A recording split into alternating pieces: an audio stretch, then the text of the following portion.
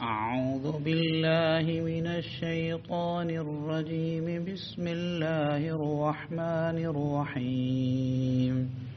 فاصبر إن وعد الله حق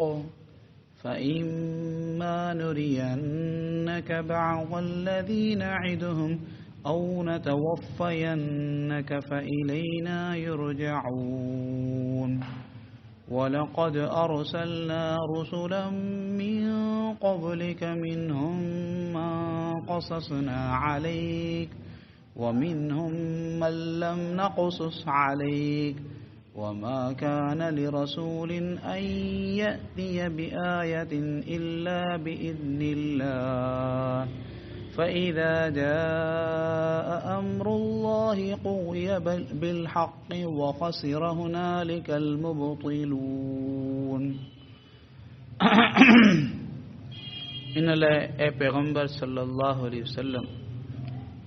अवां सब्र खां कमु वठो बेशक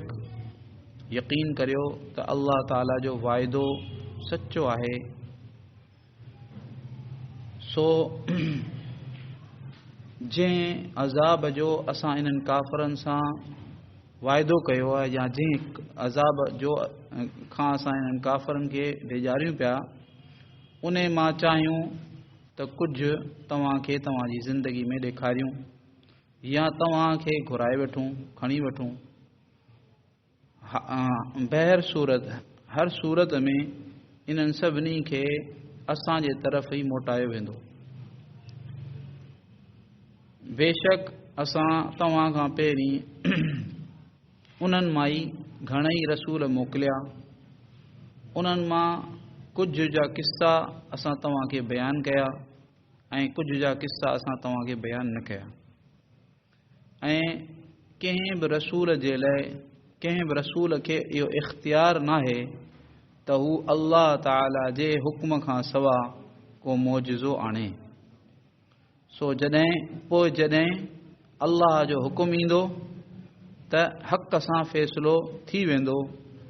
हक़ सां फ़ैसिलो कयो वेंदो ऐं उन वक़्त ते उहे माण्हू जेके बातिल जी पैरवी कंदा हुआ ॾाढो नुक़सानु खणंदा हिते अल्लाह रब्बुल आलमीन पोयां मज़मून हलियो पिए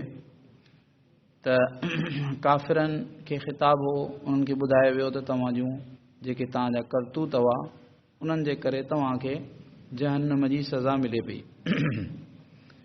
ऐं इन सां रसूलुल्लाह सल्लल्लाहु अलैहि वसल्लम जिन खे तसल्ली ॾियण बि मक़सूद आहे त हुज़ूर पाक सल्लल्लाहु अलैहि वसल्लम जी दिलि मुबारक खे तसल्ली मिले अॻियां अल्लाह ताला फरमाए थो त इन लाइ तव्हां सब्र खां कमु वठो यानी इहे काफ़िर जेके आहिनि तव्हांखे जेके ताना ॾियनि था जेके ॻाल्हियूं कनि था जेके ईज़ाऊं ॾियनि था उन ते तव्हां सब्र करियो बेशक अल्लाह ताला जो वाइदो यानी अल्लाह ताला जो वाइदो फरमायो आहे त कुफ्र ते अल्लाह ताला अज़ाब ॾींदो इहो अल्लाह जो वाइदो सचो आहे हाणे जंहिं अज़ाब खां असां हिननि खे ॾेजारियूं पिया उन मां कुझु थोरो जेकर चाहियूं त तव्हांखे हिन ज़िंदगीअ में तव्हांखे हिन दुनिया में ॾेखारे छॾियूं या तव्हांखे पाण वटि घुराए वठूं तव्हांजी ज़िंदगी ख़तमु थी वञे तव्हांखे घुराए वठूं त उन खां पोइ चाहे असां हिननि खे दुनिया में अज़ाब ॾियूं काफ़िरनि खे या न ॾियूं इहा आम ॻाल्हि आहे पर इहा ॻाल्हि पकी आहे फ़इलैना युरजाऊन इहा ॻाल्हि पकी आहे त हिननि खे असां वटि ई मोटायो वेंदो माना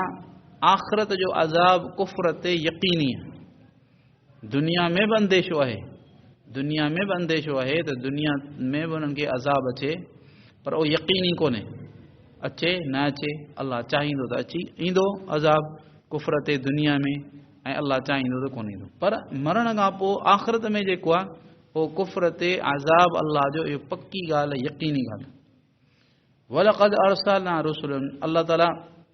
हुज़ूर पाक सल्लल्लाहु अलैहि वसल्लम जिन खे यानी तसल्ली फरमाए पियो त ॾिसो तव्हां ही सिर्फ़ु रसूल कोन हुयो तव्हां खां पहिरीं असां घणेई रसूल मोकिलिया ऐं इन्हनि मां ई मोकिलियासीं उहे बि इंसान हुआ इन्हनि मां ई उन्हनि क़ौमुनि मां ई असां कंहिं पंहिंजे बंदे खे मख़सूस करे मोकिलियो ऐं कुझु रसूल अहिड़ा आहिनि जिन जा असां तव्हांखे किस्सा ॿुधाया आहिनि के इजमाली तौर ते मुख़्तसर के तफ़सीली तौर ते, पर कुझु अहिड़ा रसूल बि आहिनि जिन जो किस्सा असां तव्हांखे उन्हनि जो वाक़ियो ॿुधायो ई कोन्हे। हाणे इहा ॻाल्हि त पंहिंजे जाइ ते आहे, पर इहा ॻाल्हि पकी आहे त को बि रसूल जेके रसूल अची चुको आहे ऐं तव्हां को बि रसूल अल्लाह ताला फरमाए पियो त यानी